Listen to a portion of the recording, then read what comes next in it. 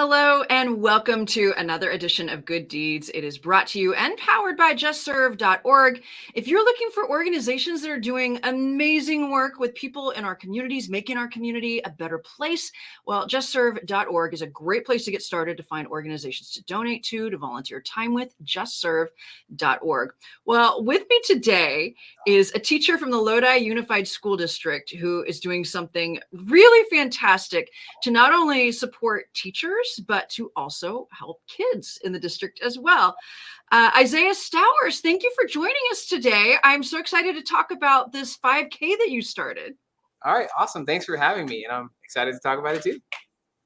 Tell me, before we get started talking about the High Five for Teachers 5K, you are a teacher. You teach 8th grade in the Lodi Unified School District, and you have a firsthand experience with some of the challenges that our teachers face. I think most of us don't even realize what challenges teachers face. Could you elaborate a little bit on that? Yeah, honestly, it kind of all started last or 2020, really, where it was really hard to teach online. We were kind of forced to do everything through Zoom calls and screens, and you've got students that just aren't logging in, or you can see in the background they're playing their video games, taking naps. And then we came back in person, sort of, where we were teaching a camera, but we were also teaching people in person, and that was a nightmare. And so it was just a lot of work on top of all the other things we're in charge of, like grading, contacting parents, IEPs, 504s, and a bunch of other acronyms and numbers.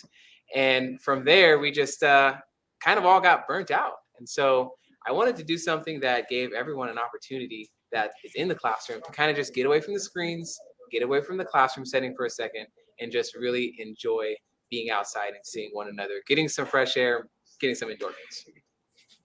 I mean, it's scientifically proven that getting your body moving, sunshine, fresh air, like it really does relieve stress, lowers anxiety, depression. So there is some, well, and you're teaching science right now, so you know that. Oh, yeah, definitely. And being alone, honestly, isn't really good for your brain either. And we're all just kind of just alone, even though we're working together. We're all just alone on screens, and it has a negative effect on your mood and your psyche and all of everything you just said. You just hit it right on the nail. So do you remember where you were and what you were doing when you got the idea to start the High Five for Teachers 5K? I remember exactly where I was. I was on a phone call in my little studio where I do all of my recordings and my Zoom calls. And I was trying to talk to one of the companies that I was a runner for, because I'm a runner. I run marathons and everything. And one of the companies I was working with, I pitched to them. I was like, hey, you guys should do a run for teachers, kind of just to recognize them. And they said, hey, we have a lot of things lined up right now. We don't think that we'll have time. So I was like, okay, fine. So go to the second company, pitch the same thing. And they also said, it's too many things on the calendar. There just wouldn't be enough time to do it. So the third company, I'm really, really passionate about this one. I said, hey, we should do a run for teachers. And they said, we don't know if it's, going to be profitable to do a run for teachers. And I was like, what are you talking about? There's so many teachers out there. We're all feeling this way.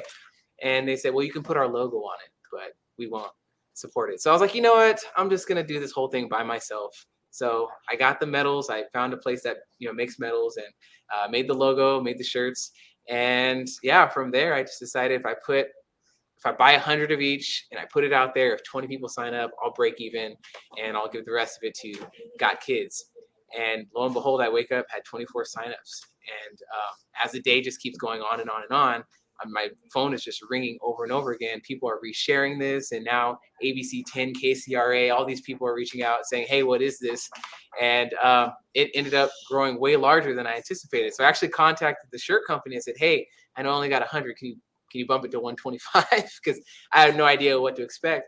And I ended up cutting it off at 125 just because I ran out of materials. So the love and support that I got from the community and people that were in that area was just absolutely outstanding, from teachers, students, people in the community, business owners that wanted to sponsor. It was just miraculous how many people kind of just rallied together and made this possible.